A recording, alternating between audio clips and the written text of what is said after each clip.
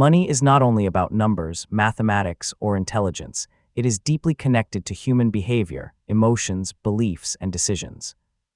The way you think about money determines your financial success more than how much you know about investing. Building wealth is not about becoming the smartest person in the room. It is about developing the right behaviors, patience, discipline, and mindset to make better financial decisions over a lifetime. Why money is more about behavior than knowledge. Most people think becoming wealthy is a mathematics problem.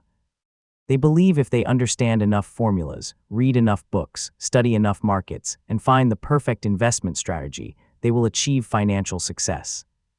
But Morgan Housel presents a different perspective in his book, The Psychology of Money.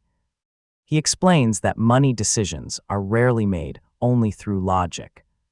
They are influenced by our experiences, our emotions, our fears, our childhood, our environment, our personal beliefs. Two people can receive the same salary, have the same education, and access the same information, yet make completely different financial decisions. One person builds wealth slowly. Another person loses everything. The difference is often not intelligence. The difference is behavior. The central lesson of this book is: doing well with money is not necessarily about what you know. It is about how you behave. Chapter 1: No one is crazy. One of the first lessons Morgan Housel explains is that people make financial decisions based on their own experiences. Everyone has a different relationship with money. Someone who grew up during economic uncertainty may see money as security. Someone who grew up in abundance may take financial risks more comfortably. Someone who experienced a market crash may avoid investing forever. Someone who became rich through a particular investment may believe that strategy always works. The important lesson: people are not irrational. They are simply making decisions based on the information and experiences they have collected throughout their lives. Your view of money is shaped by your personal history. Chapter 2: Luck and Risk. One of the deepest ideas in the book is understanding the role of luck and risk. When we see successful people, we often assume they worked harder, they were smarter, they made better decisions. Sometimes that is true. But success is also influenced by factors we cannot fully see. Timing, opportunity, family background, economic conditions, unexpected events. The same applies to failure. A bad outcome does not always mean someone made a bad decision. Sometimes a good decision can produce a bad result because risk exists. Morgan Housel explains that separating luck, skill, and risk is extremely difficult because outcomes are usually a combination of all three. The lesson: be humble when you succeed. Be patient when you fail. Chapter 3: Never Enough. One of the most powerful chapters in the book is about knowing when you have enough. Many people believe, once I earn more money, I will finally be happy. But after reaching that level, they move the target. A millionaire wants to become a billionaire. The problem is not ambition. The problem is endless comparison. Morgan Housel explains that the hardest financial skill is learning to stop moving the goalpost. Without knowing what enough means, even success can feel like failure. Chapter 4: Confounding Compounding. Compounding is one of the most powerful forces in money. But humans struggle to understand it. We think linearly, but compounding grows exponentially. Small improvements repeated over long periods create extraordinary results. The greatest advantage in investing is not always earning the highest returns. It is giving your money enough time to grow. Morgan Housel explains that Warren Buffett's wealth was not only because of his investing ability, it was also because he started early and allowed decades of compounding to work. Time is the secret ingredient. Chapter 5: Getting Wealthy vs. Staying Wealthy. Making money and keeping money are different skills. Many people become wealthy but fail to remain wealthy. Why? Because building wealth requires taking risks. But maintaining wealth requires protecting what you have. Morgan Housel explains that staying wealthy requires a combination of humility, patience, frugality, avoiding unnecessary risks. The goal is not just to become rich. The goal is to stay financially secure. Chapter 6: Tails You Win. In investing, a small number of decisions create most of the results. A few investments create most returns.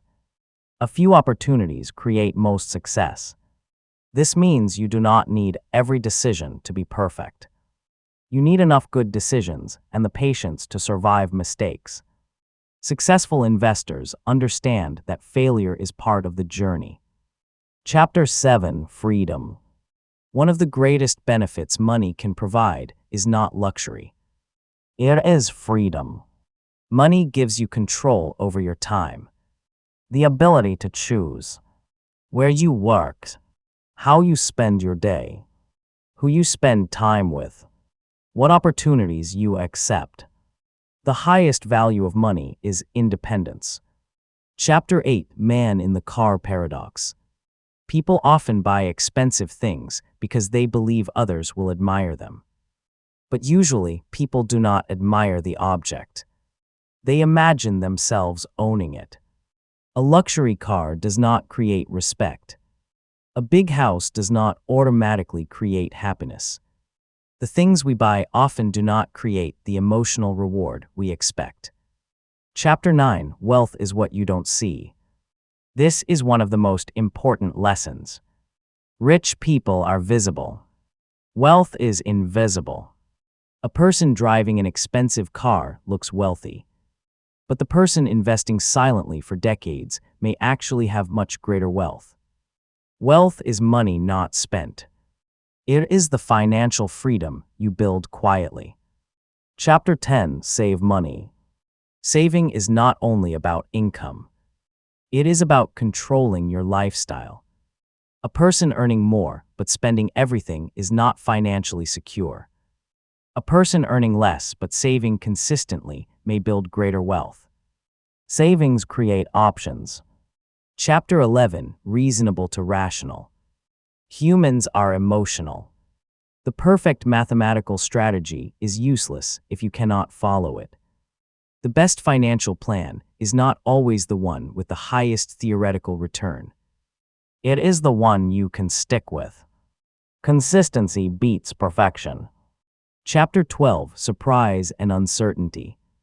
The future is unpredictable. Markets change. Economies change. People change. The best financial plans prepare for uncertainty. Do not build a plan that only works in perfect conditions. Build flexibility. Chapter 13: Room for Error.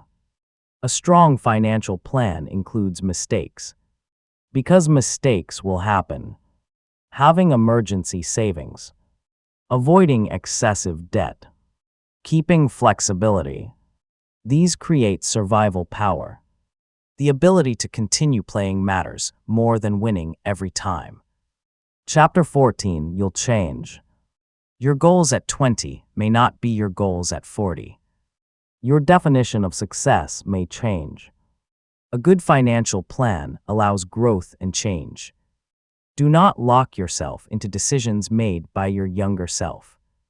Final summary: the real lesson of the psychology of money. The biggest lesson from Morgan Housel's book is: money is not just about earning more.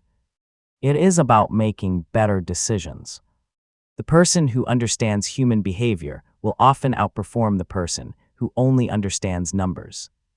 The keys are: save consistently. Avoid unnecessary risks. Let compounding work. Know what enough means. Control your emotions. Be patient.